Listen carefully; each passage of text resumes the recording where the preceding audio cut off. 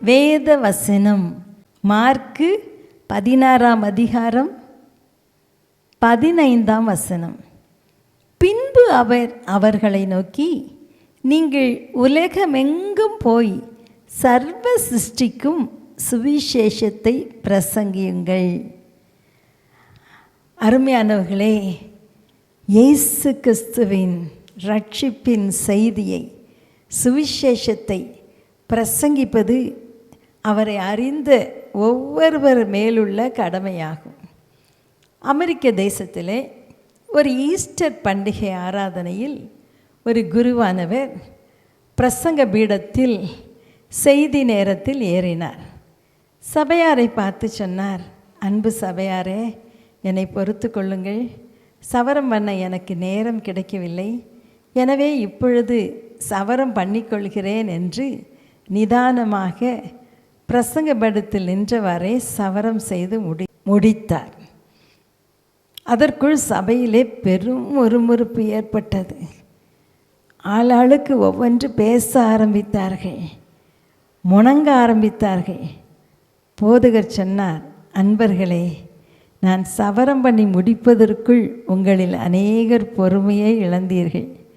ஒருவருக்கொருவர் இவ்வாறு பேசிக்கொண்டார்கள், நமது குருவானவருக்கு பைத்தியமா, மூளை குழம்பி விட்டதா, இங்கே வந்து சவரம் பண்ணுகிறார், வெளியே போனவுடனே எல்லாத்தையும் சொல்லணும் அப்படின்னு பேசிக்கொண்டீர்கள். அநேகர் உங்களுக்கு தெரிந்தவர்களுக்கு இதை கடினமாக எழுதிவிட்டீர்கள்.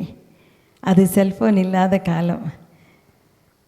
என் செயலை சொல்ல வேண்டுமென்று எப்படி துடிக்கிறீர்கள்? இயேசு உயிர்த்தெழுந்தார், போய் சொல்லுங்கள்.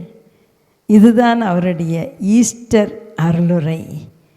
உயிர்த்தெழுந்த இயேசுவும் மகதலேனா மரியாளிடம் போய் பேதுருவிடமும் சீஷர்களிடமும் சொல்லு என்றார். கல்லறைக்கு வந்த பெண்களிடம், நான் உயிரோடு எழுந்ததை சீஷர்களிடம் போய் சொல்லுங்கள் என்றார். அருமையானவர்களே, இயேசு உயிர்த்தெழுந்தார். உயிர்த்தெழுந்த இரட்சகரை நாம் தெய்வமாக கொண்டிருக்கிறோம். இன்றைக்கும் உயிரோடு இருக்கிறார். இன்றைக்கும் அற்புதங்களை செய்கிறார். இன்றைக்கும் அவங்க கண்ணீரை துடைப்பார், கவலையை மாற்றுவார். எத்தனை சாட்சிகளை நாம் ஒவ்வொருவரும் சொல்ல முடியும். அருமையானவர்களே, இந்த நல்ல செய்தியை மற்றவர்களுக்கு அறிவிப்பீர்களா? நாம் மற்றவர்களுக்கு அறிவிக்கக்கூடிய ஒரு நல்ல செய்தி ஒன்று உண்டென்றால் அது என் மீட்பர் உயிரோடு இருக்கிறார் என்ற நற்செய்தியையே. இந்த செய்தியை அறிவிப்போமா? அன்பின் தகப்பனே, இன்றைக்கும் நீங்கள் உயிரோடு இருக்கிறீங்கப்பா. தமது மூலமாய் தேவனிடத்தில் சேருகிறவர்களுக்காக விண்ணப்பம் பண்ணும் பொருட்டு அவர் எப்பொழுதும் உயிரோடு இருக்கிறவராகையால் அவர்களை முற்றுமுடிய ரட்சிக்க வல்லவராய் இருக்கிறார் என்று வேத வசனம் சொல்லுகிறது. உயிரோடு இருந்து எங்களுக்காக விண்ணப்பம் பண்ணிக்கொண்டே இருக்கிறீங்கப்பா. ஆண்டவரே, இன்றைக்கும் வேதனையோடு கண்ணீரோடு பிரச்சனையோடு இந்த செய்தியை கேட்கிற பிள்ளைகளுக்கு அவளுடைய கண்ணீரை துடைப்பீராக. உயிர்த்தெழுந்த இயேசு அவர்களுக்கு ஒரு அற்புதத்தை செய்வீராக என்று ஜெபிக்கிறேன். ஆண்டவரையும் அறிந்த ஒவ்வொருவரும் உயிர்த்தெழுந்த உம்முடைய செய்தியை, உம்முடைய ரட்சிப்பை எல்லாருக்கும் பறைசாற்ற கிருபை தாங்க. இயேசுவின் நாமத்தில் பிதாவே, ஆமென், ஆமென்.